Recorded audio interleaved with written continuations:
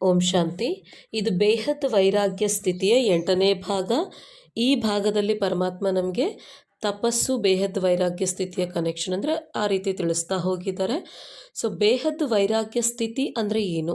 So ನಮ್ಮ ಸ್ವಭಾವ ಸಂಸ್ಕಾರಗಳು, ನಮ್ಮ ದೇಹ ಸಂಬಂಧಗಳಿಂದ ನಮಗಿರೋ ಮೋಹ ಕಂಪ್ಲೀಟಾಗಿ ನಷ್ಟ ಆಗೋದನ್ನೇ ಬೇಹದ್ ವೈರಾಗ್ಯ ಸ್ಥಿತಿ. ಅದನ್ನೇ ರಾಗ ಅನುರಾಗ ಮತ್ತು ನಾವು ಸೂಕ್ಷ್ಮ ಶಕ್ತಿಗಳ ಮೇಲೆ ಯಾವ ರೀತಿ ವಿಜಯವನ್ನು ಪಡಿಬೇಕಂದ್ರೆ ಬೇಹದ್ ವೈರಾಗಿಗಳಾಗಬೇಕು. ಇದನ್ನೆಲ್ಲ ಪಾರ್ಟ್ ಬೈ ಪಾರ್ಟ್ ತಿಳಿಸ್ತಾ ಹೋಗಿದ್ದಾರೆ. ಫಸ್ಟ್ 2, 3 ಅಂಥೇಳಿ ಕಂಪ್ಲೀಟ್ 7 ಭಾಗಗಳು ಆಲ್ರೆಡಿ ಅಪ್ಲೋಡ್ ಮಾಡಲಾಗಿದೆ. ಇದು 8ನೇ ಭಾಗ. ಸೊ ಆ 7 ಭಾಗಗಳ ಕೇಳಿ ಓದಿ ಆಗಿಂದನೇ ಈ 8ನೇ ಭಾಗಕ್ಕೆ ಬಂದಾಗ ವಿದ್ಯಾರ್ಥಿಗಳಿಗೆ ಕಂಪ್ಲೀಟಾಗಿ ಸಬ್ಜೆಕ್ಟ್ ವೈಸ್ ನಾಲೆಜ್ ಅನ್ನೋದು ಅರ್ಥ ಆಗ್ತದೆ. ಸೊ ಯಾವುದೇ ಮುರಳಿಯನ್ನು ಓದಲಿಕ್ಕೆ ನಾವು ಸ್ಟಾರ್ಟ್ ಮಾಡಬೇಕಾದಾಗ ಪರಮಾತ್ಮನೊಂದಿಗೆ ಟೀಚರು, ಆತ್ಮಿಕ ಸ್ಥಿತಿ ಇವೆಲ್ಲವನ್ನು ಮೇಂಟೈನ್ ಮಾಡಿನೇ ಓದೋದು ಸ್ಟಾರ್ಟ್ ಮಾಡಬೇಕು. ಪ್ಲಸ್ ಆ ಒಂದು ಎಲ್ಲ ಮುರಳಿಯ ವಾಕ್ಯಗಳನ್ನು ಆತ್ಮಕ್ಕೆ ಅನ್ವಯಿಸ್ಕೊಂಡು ಓದಬೇಕು.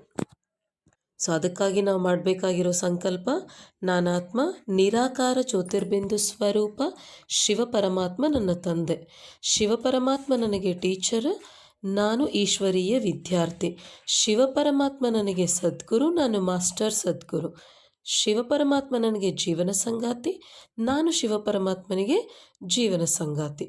ಸೊ ಸರ್ವ ಸಂಬಂಧಗಳ ತಂದೆಯೊಂದಿಗೆ ಜೋಡಿಸ್ಬೇಕು. ಆತ್ಮಿಕ ಸ್ಥಿತಿ ಈಶ್ವರೀಯ ವಿದ್ಯಾರ್ಥಿ ಸ್ಥಿತಿ, ಪರಮಾತ್ಮ ನಮಗೆ ಟೀಚರ್ ಅನ್ನೋ ಸಂಬಂಧದಿಂದ ಮುರಳಿಯನ್ನು ಸ್ಟಾರ್ಟ್ ಮಾಡಬೇಕು. ಪ್ಲಸ್ ಯಾವುದೇ ಸಂಬಂಧವನ್ನು ನಾವು ಜೋಡಿಸಿರ್ತೀವೋ ಆ ಸಂಬಂಧದ ಪ್ರಾಕ್ಟಿಕಲ್ ಲೈಫ್ ಅಂದರೆ ಕರ್ತವ್ಯಗಳನ್ನು ಕೂಡ ನಿಭಾಯಿಸ್ತಾ ಹೋಗಬೇಕು. ಈಗ ಮುರಳಿ ಏನು ಹೇಳ್ತಾ ಇದ್ದಾರೆ ನೋಡೋಣ. ಅವ್ಯಕ್ತ ಬಾಬ್ದಾದ ತನ್ನ ತಪಸ್ವಿ ಮೂರ್ತಿ ಮಕ್ಕಳೊಂದಿಗೆ ಮಾತನಾಡುತ್ತಿದ್ದಾರೆ. ಇಂದು ಬಾಬ್ದಾದ ಸರ್ವಸ್ನೇಹಿ ಮಕ್ಕಳು ಸ್ನೇಹದ ಪುಷ್ಪಗಳನ್ನು ಅರ್ಪಣೆ ಮಾಡುತ್ತಿರುವುದನ್ನು ನೋಡುತ್ತಿದ್ದಾರೆ. ದೇಶ ವಿದೇಶದ ಸರ್ವ ಮಕ್ಕಳ ಹೃದಯದಿಂದ ಸ್ನೇಹದ ಪುಷ್ಪವೃಷ್ಟಿಯನ್ನು ಬಾಬ್ದಾದ ನೋಡುತ್ತಿದ್ದಾರೆ. ಎಲ್ಲ ಮಕ್ಕಳ ಮನಸ್ಸಿನ ಒಂದೇ ಸಂಗೀತ ಅಥವಾ ಗೀತೆಯನ್ನು ಕೇಳುತ್ತಿದ್ದಾರೆ. ಒಂದೇ ಗೀತೆಯಾಗಿದೆ. ನನ್ನ ಬಾಬಾ 4 ಕಡೆ ಮಿಲನವನ್ನು ಆಚರಿಸುವ ಶುಭ ಆಶೆಗಳ ದೀಪಗಳು ಬೆಳಗುತ್ತಿವೆ. ಈ ದಿವ್ಯ ದೃಶ್ಯವನ್ನು ಇಡೀ ಕಲ್ಪದಲ್ಲಿ ಬಾಬ್ದಾದ ಮತ್ತು ಮಕ್ಕಳ ವಿನಃ ಮತ್ಯಾರೂ ನೋಡಲು ಸಾಧ್ಯವಿಲ್ಲ. ಈ ಅಮೂಲ್ಯ ಸ್ನೇಹ ಪುಷ್ಪಗಳು ಇಲ್ಲಿನ ಹಳೆಯ ಪ್ರಪಂಚದ ಕೊಹಿನೂರ್ ವಜ್ರಗಳಿಗಿಂತಲೂ ಅಮೂಲ್ಯವಾಗಿವೆ.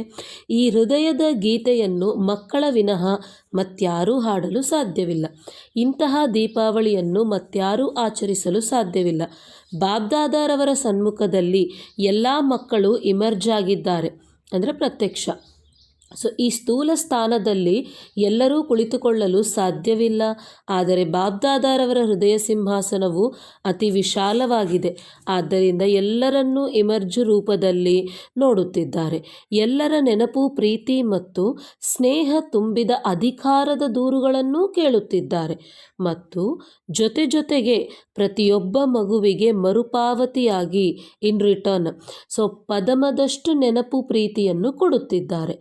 ನಾವೆಲ್ಲರೂ ಸಾಕಾರ ರೂಪದಲ್ಲಿ ಮಿಲನ ಮಾಡಿದೆವು ಎಂದು ಮಕ್ಕಳು ಅಧಿಕಾರದಿಂದ ಹೇಳುತ್ತೀರಿ. ತಂದೆಯೂ ಬಯಸುತ್ತಾರೆ, ಮಕ್ಕಳೂ ಬಯಸುತ್ತಿದ್ದೀರಿ. ಆದರೂ ಸಹ ಸಮಯ ಪ್ರಮಾಣ ಬ್ರಹ್ಮ ತಂದೆಯು ಅವ್ಯಕ್ತ ಫರಿಷ್ಠಾ ರೂಪದಲ್ಲಿ ಸಾಕಾರ ಸ್ವರೂಪಕ್ಕಿಂತ ಅನೇಕ ಪಟ್ಟು ತೀವ್ರಗತಿಯಿಂದ ಸೇವೆ ಮಾಡುತ್ತಾ ಮಕ್ಕಳನ್ನು ತಮ್ಮ ಸಮಾನರನ್ನಾಗಿ ಮಾಡುತ್ತಿದ್ದಾರೆ. ಕೇವಲ 1-2 ವರ್ಷಗಳಲ್ಲ, ಆದರೆ ಅನೇಕ ವರ್ಷಗಳು ಅವ್ಯಕ್ತ ಮಿಲನ, ಅವ್ಯಕ್ತ ರೂಪದಲ್ಲಿ ಸೇವೆಯ ಅನುಭವ ಮಾಡಿಸಿದರು ಮತ್ತು ಮಾಡಿಸುತ್ತಲೂ ಇದ್ದಾರೆ. ಸೊ ಇಲ್ಲಿಯವರೆಗೆ ಬ್ರಹ್ಮ ಬಾಬಾ ಯಾವ ರೀತಿ ಸೇವೆಯನ್ನು ಮಾಡ್ತಾ ಇದ್ದಾರೆ, ಅವರು ಅವ್ಯಕ್ತವಾಗಲಿಕ್ಕೆ ಇರೋ ಕಾರಣ ಏನು ಅಂದರೆ ಅವ್ಯಕ್ತ ರೂಪದಲ್ಲಿ ಇದ್ದಾಗ ಮಕ್ಕಳನ್ನು ಅವರ ಸಮಾನವನ್ನಾಗಿ ಮಾಡಲಿಕ್ಕೆ ಆ ಸೇವೆ ಅನ್ನೋದು ಇನ್ನೂ ತೀವ್ರಗತಿಯಿಂದ ಆಗ್ತಾ ಇದೆ. ಅದಕ್ಕಾಗಿಯೇ ಅವ್ಯಕ್ತರಾದರು ಅನ್ನೋ ವಿಷಯ ಬೇರೆ ಮುರಳಿಯಲ್ಲೂ ತಿಳಿಸಿದ್ದಾರೆ. ಇಲ್ಲಿ ಕೂಡ ಅದನ್ನೇ ಹೇಳ್ತಾ ಇದ್ದಾರೆ. ಅದಾದಮೇಲೆ ಅಂದಮೇಲೆ ಬ್ರಹ್ಮ ತಂದೆಯು ಅವ್ಯಕ್ತರಾಗಿದ್ದರೂ ಸಹ ವ್ಯಕ್ತದಲ್ಲಿ ಏಕೆ ಪಾತ್ರವನ್ನು ಅಭಿನಯಿಸಿದರು? ಸಮಾನರನ್ನಾಗಿ ಮಾಡುವುದಕ್ಕಾಗಿ. ಸೊ ಬ್ರಹ್ಮ ತಂದೆಯು ಅವ್ಯಕ್ತದಿಂದ ವ್ಯಕ್ತದಲ್ಲಿ ಬಂದರು.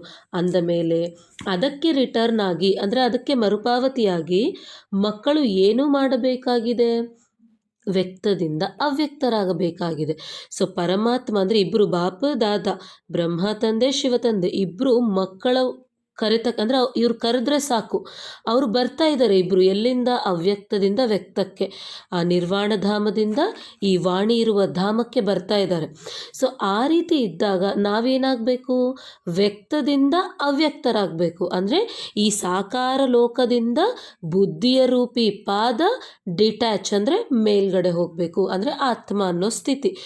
ಸಮಯ ಪ್ರಮಾಣ ಅವ್ಯಕ್ತ ಮಿಲನ, ಅವ್ಯಕ್ತ ರೂಪದಿಂದ ಸೇವೆ ಮಾಡುವುದು ಈಗ ಅತಿ ಅವಶ್ಯಕವಾಗಿದೆ. ಸೊ ಸಾಕಾರ ರೂಪದಲ್ಲಿದ್ದುಕೊಂಡು ಆಕಾರಿ ರೂಪ ಸೇವೆಯನ್ನು ಯಾವ ರೀತಿ ಮಾಡಬೇಕು ಅನ್ನೋದು ಅವ್ಯಕ್ತ ಫರಿಷ್ಠ ಅನ್ನೋ ಸ್ಲಾಟಲ್ಲಿ ಕಂಪ್ಲೀಟಾಗಿ ಕವರ್ ಆಗಿದೆ. ಮುಂಬರುವ ದಿನಗಳಲ್ಲಿ ಬ್ರಹ್ಮ ಬಾಬಾ ಅಂದರೆ ಫಾಲೋ ಫಾದರ್ ಅನ್ನೋ ಒಂದು ವಿಷಯದಲ್ಲಿ ಕೂಡ ಕರೆಕ್ಟಾಗಿ ಈ ಟಾಪಿಕ್ ಕವರ್ ಆಗ್ತದೆ. ಅಲ್ಲಿ ಕೂಡ ಕ್ಲಿಯರ್ ಆಗಿ ಇದೆ ಅವ್ಯಕ್ತ ಫರಿಷ್ಠ ಅನ್ನೋ ಒಂದು ಸ್ಲಾಟಲ್ಲಿ. ಸೊ ಅದನ್ನೇ ಇಲ್ಲಿ ಹೇಳ್ತಾ ಇದ್ದಾರೆ. ಈಗೇನು ಅವಶ್ಯಕತೆ ಇದೆ ಈ ಪ್ರಪಂಚದಲ್ಲಿ ಅಂದರೆ ಸಾಕಾರ ರೂಪದಲ್ಲಿ ಇದ್ದುಕೊಂಡು ಅವ್ಯಕ್ತ ರೂಪದಿಂದ ಸೇವೆ ಮಾಡೋದು ಅವಶ್ಯಕವಾಗಿದೆ. ಆದ್ದರಿಂದ ಸಮಯ ಪ್ರತಿ ಸಮಯ ಬಾಬ್ದಾದ ಅವ್ಯಕ್ತ ಮಿಲನದ ಅನುಭೂತಿಯ ಸೂಚನೆ ನೀಡುತ್ತಾ ಇರುತ್ತಾರೆ. ಅದಕ್ಕಾಗಿ ತಪಸ್ಯ ವರ್ಷವನ್ನು ಆಚರಿಸುತ್ತಿದ್ದೀರಲ್ಲವೇ. ಬಾಬ್ದಾದರವರಿಗೆ ಹರ್ಷವೇನೆಂದರೆ ಮೆಜಾರಿಟಿ ಮಕ್ಕಳಿಗೆ ಉತ್ಸಾಹ ಉಲ್ಲಾಸವು ಚೆನ್ನಾಗಿದೆ, ಆದರೆ ಕೆಲವರು ಮಾತ್ರವೇ ಕಾರ್ಯಕ್ರಮದ ಪ್ರಮಾಣ ಮಾಡಲೇಬೇಕೆಂದು ಯೋಚಿಸುತ್ತಾರೆ.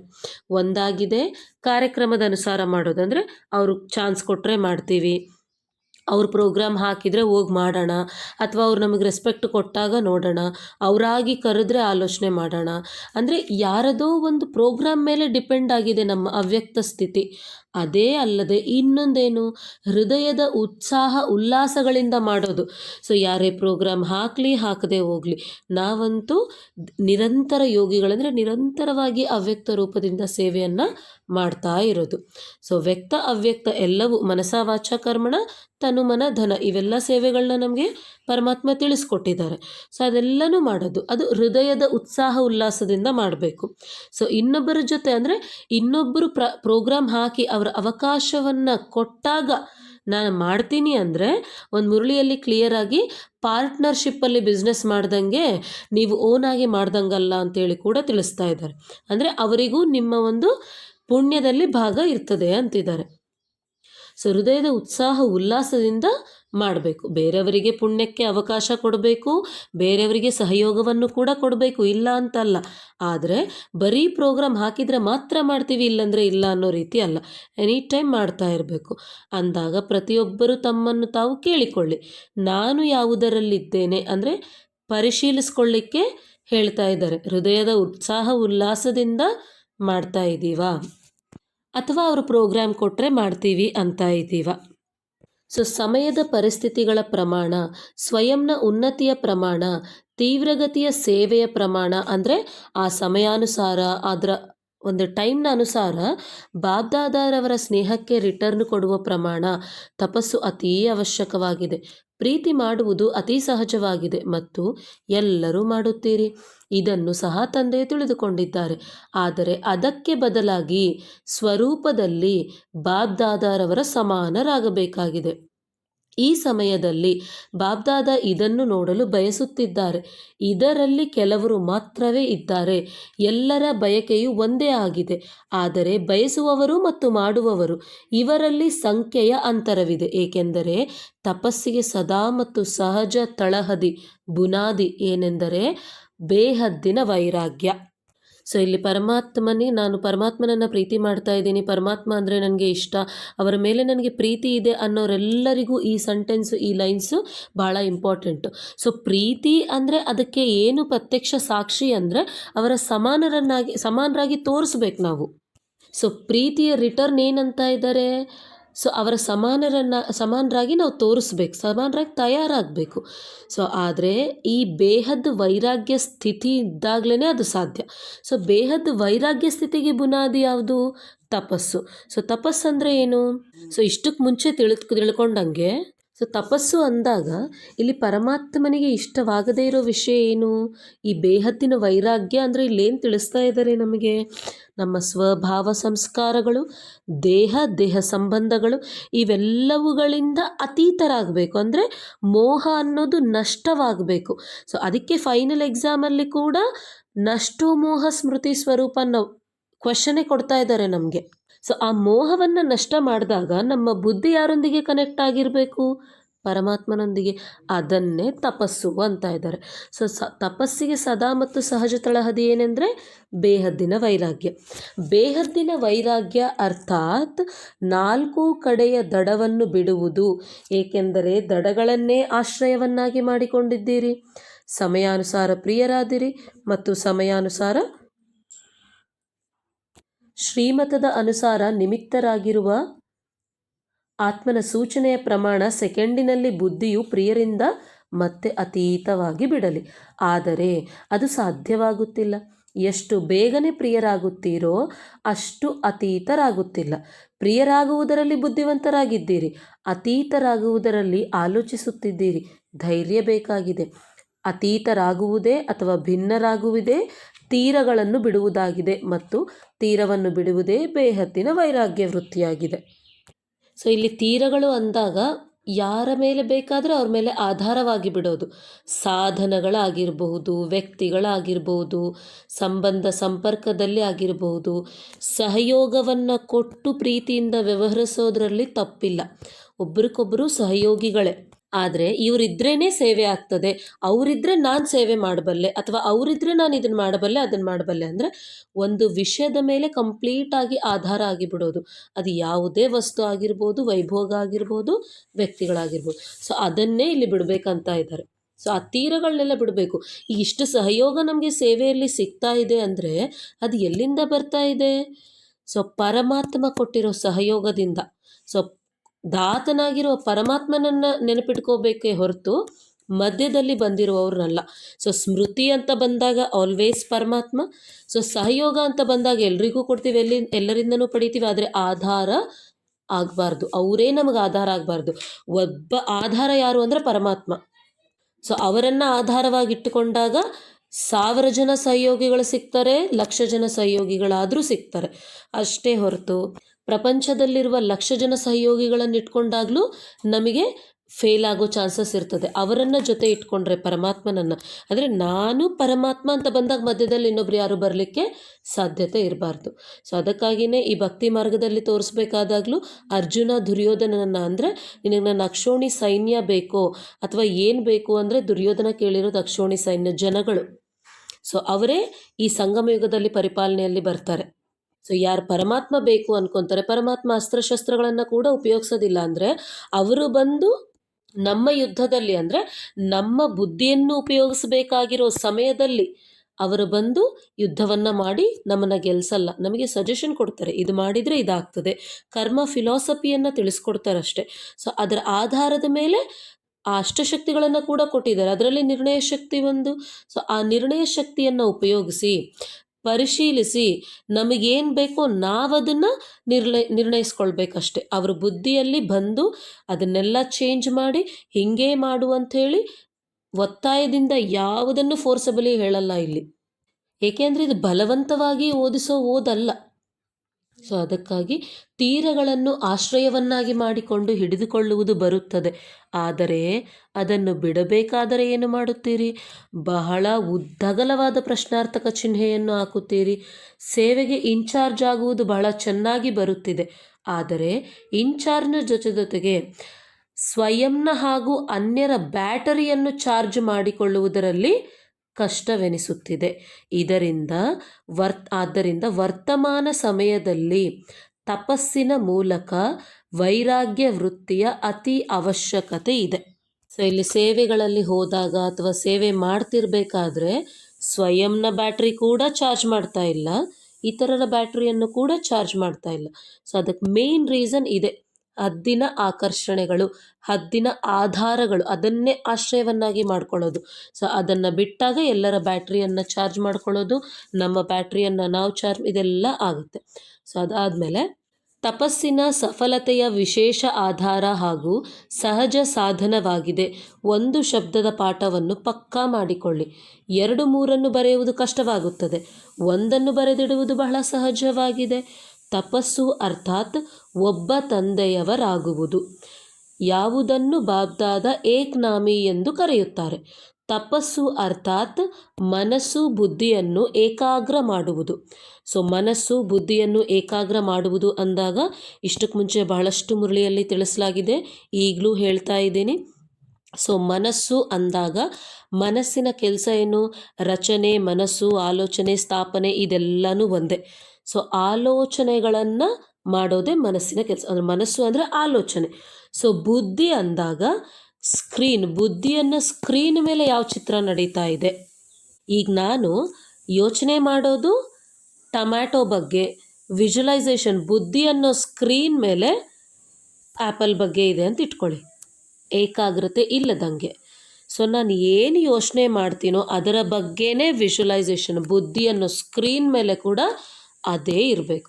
ಸೊ ನಾನೊಂದು ವೇಳೆ ಟೊಮ್ಯಾಟೊ ಬಗ್ಗೆ ಆಲೋಚನೆ ಮಾಡ್ತಿರ್ಬೇಕಾದ್ರೆ ಬುದ್ಧಿಯನ್ನು ಸ್ಕ್ರೀನ್ ಮೇಲೆ ಕೂಡ ಆಲೋಚನೆ, ಅದು ಆ ಸ್ಕ್ರೀನ್ ಮೇಲೆ ಅದೇ ಚಿತ್ರ ಬರಬೇಕು. ಸೊ ಇದನ್ನೇ ಏಕಾಗ್ರತೆ ಅಂತೇಳಿ ಹೇಳಲಾಗ್ತದೆ. ಸೊ ಇದಕ್ಕಾಗಿ ನಾವು ಮಾಡಬೇಕಾಗಿರೋ ಸಂಕಲ್ಪ ಕೂಡ ನಾನಾತ್ಮ ನಿರಾಕಾರ ಜ್ಯೋತಿರ್ಬಿಂದು ಸ್ವರೂಪ ಶಿವ ಪರಮಾತ್ಮನಂತಂದೆ.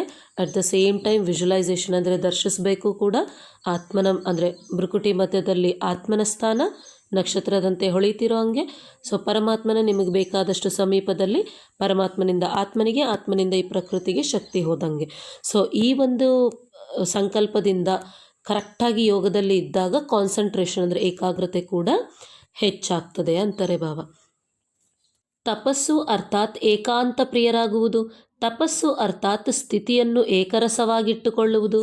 ಸೊ ಏಕಾಂತ ಪ್ರಿಯ ಅಂದಾಗಲೂ ಏಕಕ ವಾಸಮೆ ಅಂತ ಹೋನ, ಏಕಾಂತ ಅಂದಾಗ ಪರಮಾತ್ಮ ತಿಳಿಸಿರೋದದೇ. ಸೊ ಏಕಕ ವಾಸಮೆ ಅಂತ ಹೋನ ಅಂದರೆ ಸ್ಟಾರ್ಟಿಂಗಿಂದ ಹಿಡಿದು ಎಂಡಿಂಗ್ವರೆಗೂ, ಅಂದರೆ ಅಂತ್ಯದವರೆಗೂ ಏಕಕ ವಾಸ ಅಂದರೆ ಪರಮಾತ್ಮನೊಂದಿಗೆ ಇರೋದು.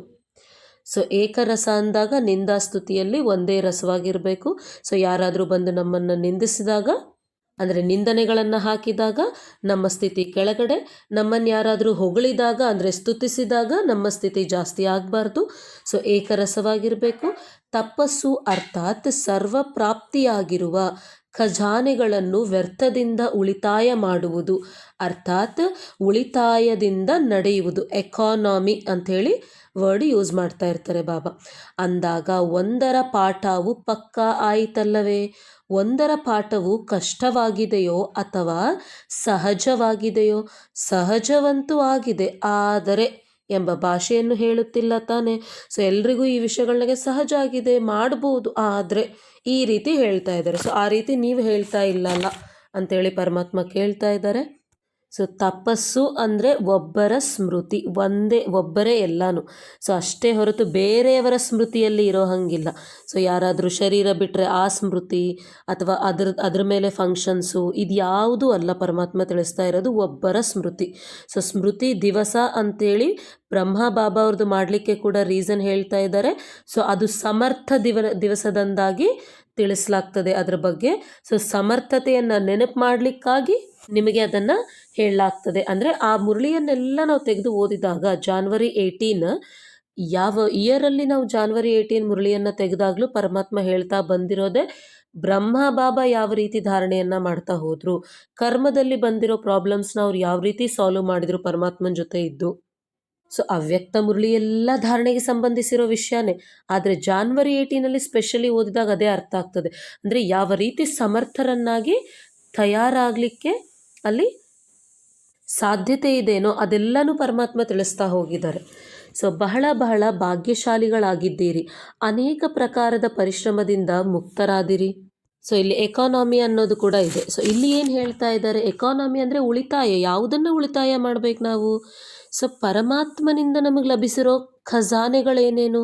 ಸಮಯ, ಸಂಕಲ್ಪ, ಶಕ್ತಿಗಳು, ಜ್ಞಾನಧನ ಮತ್ತು ಶ್ವಾಸ ಅಂದರೆ ಆಯಸ್ಸು. ಆಯಸ್ಸು ಯಾವುದು ಅಂದರೆ ಬ್ರಾಹ್ಮಣ ಜನ್ಮದ ಆಯಸ್ಸು.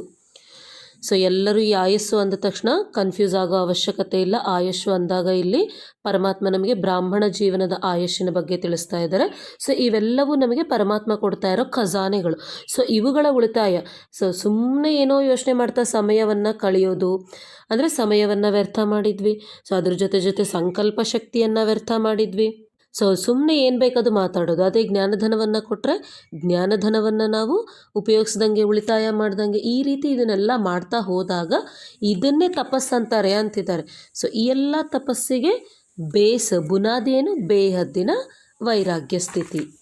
ಸೊ ಈಗ ಇಲ್ಲಿ ಓದ್ತಾ ಇರೋ ಪಾಯಿಂಟ್ಸ್ ಎಲ್ಲ ಪರಮಾತ್ಮ ನಮಗೆ ಫುಲ್ ಇಂಪಾರ್ಟೆಂಟ್ ಪಾಯಿಂಟ್ಸ್ನ ಹೇಳಿದ್ದಾರೆ ಬೇಹದ್ ವೈರಾಗ್ಯ ಸ್ಥಿತಿಯ ಬಗ್ಗೆ.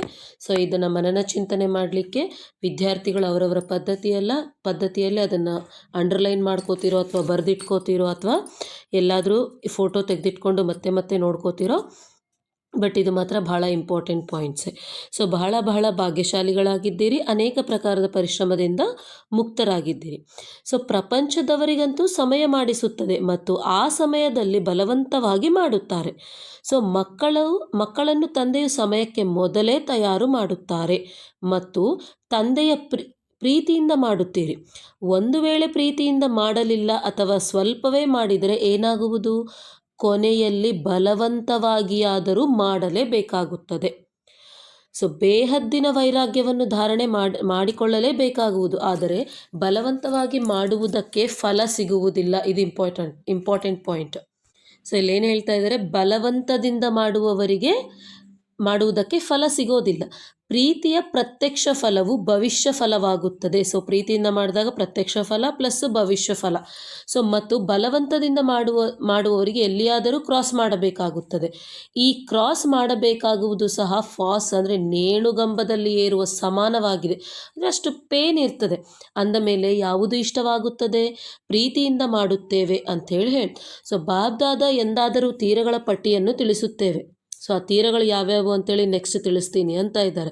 ಹಾಗೆ ನೋಡಿದರೆ ತಿಳಿದುಕೊಳ್ಳುವುದರಲ್ಲಿ ಬಹಳ ಬುದ್ಧಿವಂತರಾಗಿದ್ದೀರಿ. ರಿವೈಸ್ ಮಾಡಿಸುತ್ತೇವೆ, ಏಕೆಂದರೆ ಬಾಬ್ದಾದ ಪ್ರತಿದಿನ ದಿನಚರಿಯನ್ನು ಯಾವಾಗ ಬೇಕೋ ಆಗ ನೋಡಬಲ್ಲೆವು. ಒಬ್ಬೊಬ್ಬರನ್ನು ನೋಡುವ ಕೆಲಸವನ್ನು ಇಡೀ ದಿನ ಮಾಡುವುದಿಲ್ಲ. ಸಾಕಾರ ಬ್ರಹ್ಮ ತಂದೆಯನ್ನು ನೋಡಿದಿರಿ. ಅವರ ದೃಷ್ಟಿಯು ಸ್ವತಃವಾಗಿ ಎಲ್ಲಿ ಬೀಳುತ್ತಿತ್ತು? ತಮ್ಮ ಪತ್ರವಾಗಿರಲಿ, ಲೆಕ್ಕವಾಗಿರಲಿ, ಯಾವುದೇ ಚಲನವಲನೆಯಾಗಿರಲಿ, ಯಾವುದೇ 8 ಪುಟಗಳ ಪತ್ರವಾಗಿರಲಿ. ಆದರೆ ತಂದೆಯ ದೃಷ್ಟಿಯು ಎಲ್ಲಿಗೆ ಹೋಗುತ್ತಿತ್ತು? ಎಲ್ಲಿ ಸಲಹೆಯನ್ನು ಕೊಡಬೇಕಾಗುವುದೋ, ಎಲ್ಲಿ ಅವಶ್ಯಕತೆ ಇರುವುದೋ ಅಲ್ಲಿ ಹೋಗುತ್ತಿತ್ತು. ಬಾಬ್ದಾದ ಎಲ್ಲವನ್ನೂ ನೋಡುತ್ತಾರೆ, ಆದರೆ ನೋಡದಂತಿರುತ್ತಾರೆ. ಎಲ್ಲವನ್ನೂ ತಿಳಿದುಕೊಂಡಿದ್ದಾರೆ, ಆದರೆ ತಿಳಿಯದವರಂತೆ ಇರುತ್ತಾರೆ. ಯಾವುದು ಅವಶ್ಯಕವಲ್ಲವೋ ಅದನ್ನು ನೋಡುವುದರಿಂದ ತಿಳಿದುಕೊಳ್ಳುವುದಿಲ್ಲ. ನೋಡುವುದಿಲ್ಲ ಮತ್ತು ತಿಳಿದುಕೊಳ್ಳುವುದಿಲ್ಲ.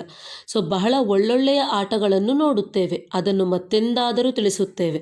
ಸೊ ಇಲ್ಲಿ ನಮಗೆ ಪ್ರೀತಿಯಿಂದ ಮಾಡಿದಾಗ ಮತ್ತು ಬಲವಂತವಾಗಿ ಮಾಡಿದಾಗ ಸೊ ಡಿಫರೆನ್ಸ್ ಏನು ಅನ್ನೋಕ್ಕೆ ಒಂದು ಎಕ್ಸಾಂಪಲ್ನ ತೊಗೊಂಡು ತಿಳ್ಕೊಳ್ಳೋಣ.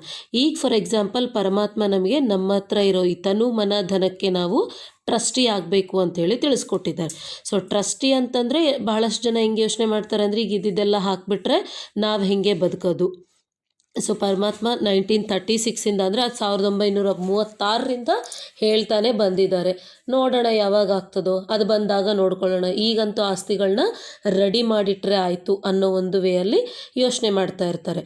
ಆದರೆ ಆ ರೀತಿ ಕೂಡಿಡ್ತಾ ಹೋಗಿರೋ ಹಣ, ಬಂಗಾರ, ಏನೇ ಸಂಪತ್ತಿಗಳಾಗಿರ್ಬೋದು, ಸೊ ಇಲ್ಲಿ ಕೊಡ್ರಿ ಅಂದ ತಕ್ಷಣ ಎಲ್ಲ ಕೊಡೋದಲ್ಲ. ಸೊ ಹೇಗೆ ನಮ್ಮದು ಜೀವನ ಕಳೀತದೆ ಅಂತಂದರೆ ಈ ಜೀವನಕ್ಕೆ ಬೇಕಾದಷ್ಟು ಇಟ್ಕೊಳ್ಳೋದ್ರಲ್ಲಿ ಮತ್ತು ಆಸ್ತಿಗಳನ್ನ ಜಮಾ ಮಾಡೋದ್ರಲ್ಲಿ ಬಹಳ ಡಿಫ್ರೆನ್ಸ್ ಇದೆ. ಸೊ ಆ ರೀತಿ ಕೊಡದೆ ಜಮಾ ಮಾಡಿರೋದು ಎಂಡಿಂಗ್ ಸೀನಲ್ಲಿ ಏನಾಗ್ತದೆ ಅಂದರೆ ಹೆಂಗೂ ಈ ಅಕಸ್ಮಾತ್ ಪಾಠದ ಮೊದಲ ದೃಶ್ಯ ಅನ್ನೋದರಲ್ಲಿ ಜಪಾನ್ ಸುನಾಮಿಯನ್ನು ನಾವು ನೋಡಿದ್ವಿ. ಸೊ ಅಲ್ಲಿ ನೋಡ್ತಿರ್ಬೇಕಾದ್ರೆ ಎಲ್ಲವೂ ಒಂದೇ ಸೆಕೆಂಡಲ್ಲಿ ಕೊಚ್ಕೊಂಡು ಹೋಗ್ತಾ ಇರ್ತದೆ. ಆ ರೀತಿ ನಮ್ಮದು ಕೂಡ ಕೊಚ್ಕೊಂಡು ಹೋಗ್ತದೆ. ಅಂದರೆ ಯಾರಾದರೆ ಕೂಡಿ ಇಟ್ಟಿದ್ದಾರೋ ಹೌದು. ಸೊ ಆ ರೀತಿ ಕೊಚ್ಕೊಂಡು ಹೋಗ್ತಿರ್ಬೇಕಾದ್ರೆ ಬಲವಂತವಾಗಿ ಆದರೂ ಬೇಹದ್ ವೈರಾಗ್ಯ ಸ್ಥಿತಿ ಬಂದೇ ಬರ್ತದೆ. ಏನಕ್ಕೆ ಅಂದರೆ ಕಣ್ಣೆದುರಿಗೆ ಕೊಚ್ಕೊಂಡು ಹೋಗೋದು ಕಾಣಿಸ್ತಾ ಇದೆ. ಸೊ ಆ ಒಂದು ಕೊಚ್ಕೊಂಡು ಹೋದಾಗ ಬರೋದು ಏನಕ್ಕೆ ಬರ್ತಾ ಇದೆ? ಅದು ಪರಿಸ್ಥಿತಿಯ ಅನುಸಾರ, ಸಮಯಾನುಸಾರ ನಮಗೆ ಬೇಹದ್ದಿನ ವೈರಾಗ್ಯ ಸ್ಥಿತಿ ಬರ್ತಾ ಇದೆ. ಸೊ ಆವಾಗ ಯಾರಿಗೆ ಹೋಗ್ತದೆ ಅಂಕಗಳು ಅಂದರೆ ಸಮಯಕ್ಕೆ ಹೋಗ್ತದೆ, ನಮಗಲ್ಲ. ಒಂದು ವೇಳೆ ಪರಮಾತ್ಮ ಬಂದು ಪ್ರೀತಿಯಿಂದ ತಿಳಿಸ್ಕೊಟ್ಟಾಗಲೇ ಪ್ರೀತಿಯಿಂದ ಮಾಡಿಬಿಟ್ರೆ ಪ್ರತ್ಯಕ್ಷ ಫಲವಾಗಿ ಅತೀಂದ್ರಿಯ ಸುಖ ಎಲ್ಲ ಪ್ರಾಪ್ತಿಗಳು ಸಿಗ್ತದೆ. ಸೊ ಪರಮಾತ್ಮ ನಮಗೆ 5 ವಿಧ ಪ್ರಾಪ್ತಿಗಳನ್ನ ಕೊಡ್ತಾ ಇದ್ದಾರೆ.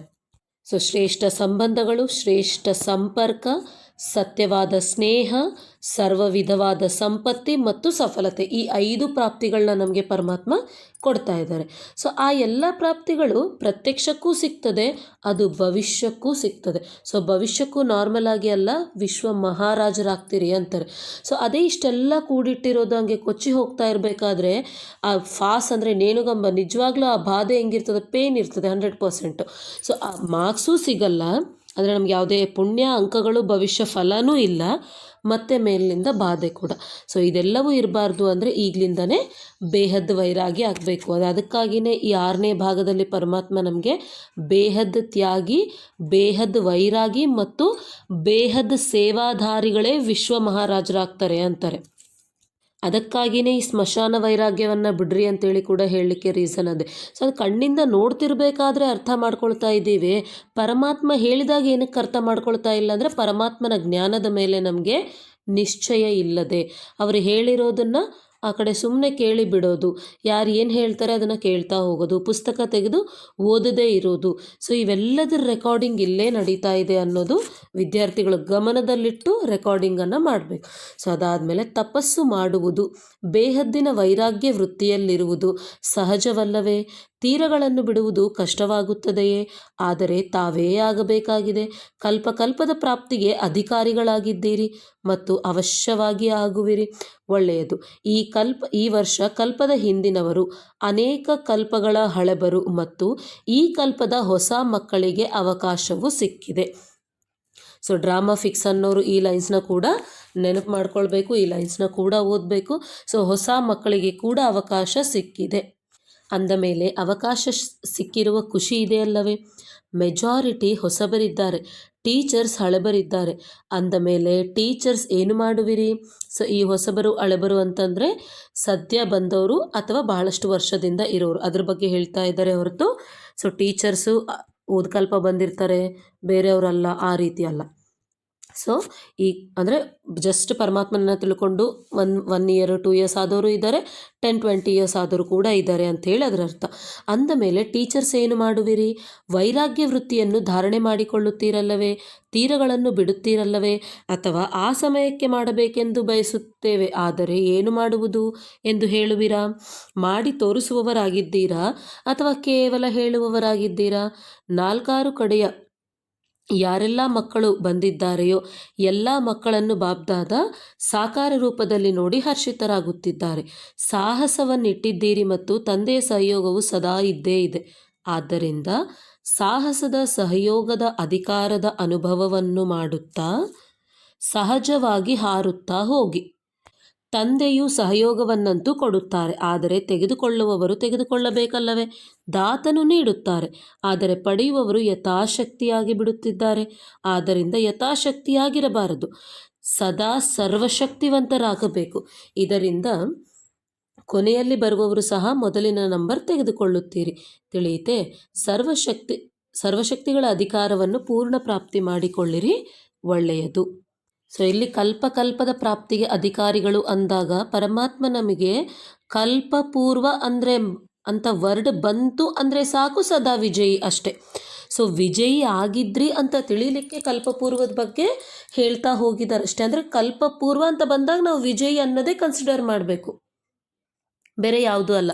ಅದಕ್ಕಾಗಿ ಅಷ್ಟೇ ಬಿಟ್ಟರೆ ಈಗ ಆ ಒಂದು ಕಂಪ್ಲೀಟ್ ಇರೋ ಜನಗಳಲ್ಲಿ 33 ಕೋಟಿ ಯಾರಿದ್ದಾರೋ ಅವರೇ ಮತ್ತೆ ಮತ್ತೆ ಬರ್ತಾರೆ ರಿಪೀಟು ಅಂತ ಅಂದಾಗ ಆ 33 ಕೋಟಿ ಜನಗಳಿಗೆ ಮಾತ್ರ ಸಂದೇಶವನ್ನು ಕೊಡ್ರಿ, ಹೋಗಿ ಸೇವೆಯನ್ನು ಮಾಡ್ರಿ ಅಂತ ಹೇಳ್ತಿದ್ರು ಬಾಬಾ. ಸೊ ವಿಶ್ವ ಸೇವೆ, ವಿಶ್ವಾತ್ಮರಿಗೆ ಸೇವೆ ಏನಕ್ಕೆ ಹೇಳ್ತಾ ಇದ್ದಾರೆ? ಸೊ ಇಲ್ಲಿ ಅದಕ್ಕೆ ಹೇಳ್ತಾರೆ ಕಲ್ಪದ ಹೊಸ ಮಕ್ಕಳಿಗೆ ಕೂಡ ಅವಕಾಶ ಸಿಕ್ಕಿದೆ. ಸೊ ಎಲ್ರಿಗೂ ಅವಕಾಶ ಇದೆ, ಬರೀ ಅವ್ರಿಗೆ ಮಾತ್ರ ಕೊಟ್ಟರೆ ಪರಮಾತ್ಮ ಅನ್ಯಾಯ ಮಾಡ್ದಂಗೆ. ಸೊ ನಾಳೆ ಬೇರೆ ಮಕ್ಕಳು ಕೇಳ್ತಾರೆ ಕೂಡ, ನೀವು ನಮಗೆ ಅವಕಾಶನೇ ಕೊಟ್ಟಿಲ್ಲ ಅಂತ. ಸೊ ಅದು ಒಂದು. ಇನ್ನೊಂದು, ಯಾರ ಪುಣ್ಯ ಪುರುಷಾರ್ಥ ಅವರ ಜೀವನ ಕೂಡ ಫಿಕ್ಸ್ ಆಗಿಲ್ಲ, ಎಲ್ಲವೂ ನಾವು ಇಲ್ಲೇ ರಚಿಸ್ಕೊಳ್ತಾ ಇದ್ದೀವಿ. ನಮಗೆ ಬೇಕು ಅಂದರೆ ಪರಮಾತ್ಮನೊಂದಿಗೆ ಕನೆಕ್ಟ್ ಆಗಿ ಆ ಸಂಸ್ಕಾರವನ್ನು ಚೇಂಜ್ ಮಾಡಿಕೊಂಡ್ರೆ, ಸಂಸ್ಕಾರದ ಆಧಾರದಿಂದಲೇ ನಮಗೆ ಜನ್ಮಗಳು, ಸಂಬಂಧಗಳು ಎಲ್ಲವೂ ರಚಿಸ್ಕೊಳ್ತಾ ಇದ್ದೀವಿ. ಸೊ ಅದರ ಆಧಾರದ ಮೇಲೆ ನಾವು ರಚಿಸ್ಕೊಳ್ಳಬಹುದು. ಸೊ ಅದನ್ನೇ ಮುರಳಿಯಲ್ಲಿ ಪರಮಾತ್ಮ ತಿಳಿಸ್ತಾ ಇರೋದು. ಸೊ ಅದಾದಮೇಲೆ ಇಲ್ಲಿ ಇನ್ನೇನು ಹೇಳ್ತಾ ಇದ್ದಾರೆ ಅಂತಂದರೆ, ಕೊಡೋದಾತ ಕೊಡ್ತಾ ಇದ್ದಾರೆ, ಆದರೆ ತಗೊಳ್ಳೋರು ಯಥಾಶಕ್ತಿ ತಗೊಳ್ತಾ ಇದ್ದಾರೆ. ಅಂದರೆ ಮಕ್ಕಳು ತಗೋತಿರ್ಬೇಕಾದ್ರೆ ಸ್ವಲ್ಪ ಸ್ವಲ್ಪ ಅಲ್ಲ ಅಂತೇಳಿ ಸರ್ವಶಕ್ತಿಗಳನ್ನು ಸರ್ವಶಕ್ತಿವಂತರಾಗಿ ತಗೋಬೇಕು. ಯಥಾಶಕ್ತಿ ಅವ್ರಿಗೆ ಎಷ್ಟು ಬೇಕು ಅಷ್ಟೇ ತಗೊಳ್ಳೋದು, ಅಷ್ಟೇ ಬಿಡೋದು. ಸೊ ಇವೆಲ್ಲದರಲ್ಲಿ ಏನಾಗ್ತದೆ ಅಂದರೆ ನಂಬರ್ ತಯಾರಾಗಿ ಹಿಂದೆ ಬೀಳಲಿಕ್ಕೆ ರೀಸನ್ ಇದೆ. ಸೊ ಅದಕ್ಕಾಗಿ ಸರ್ವಶಕ್ತಿಗಳ ಅಧಿಕಾರವನ್ನು ಪೂರ್ಣವಾಗಿ ಪ್ರಾಪ್ತಿ ಮಾಡಿಕೊಳ್ಳ್ರಿ ಅಂತ ಇದ್ದಾರೆ. 4 ಕಡೆಯ ಸರ್ವಸ್ನೇಹಿ ಆತ್ಮರು, ಸದಾ ತಂದೆಯ ಪ್ರೀತಿಗೆ ರಿಟರ್ನ್ ಕೊಡುವವರು, ಅನನ್ಯ ಆತ್ಮರು, ಸದಾ ತಪಸ್ವಿ ಮೂರ್ತಿಯ ಸ್ಥಿತಿಯಲ್ಲಿ ಸ್ಥಿತರಾಗಿರುವವರು, ತಂದೆಯ ಸಮೀಪ ಆತ್ಮರು, ಸದಾ ತಂದೆಯ ಸಮಾನರಾಗುವ ಲಕ್ಷಣದ ರೂಪದಲ್ಲಿ ತರುವವರು.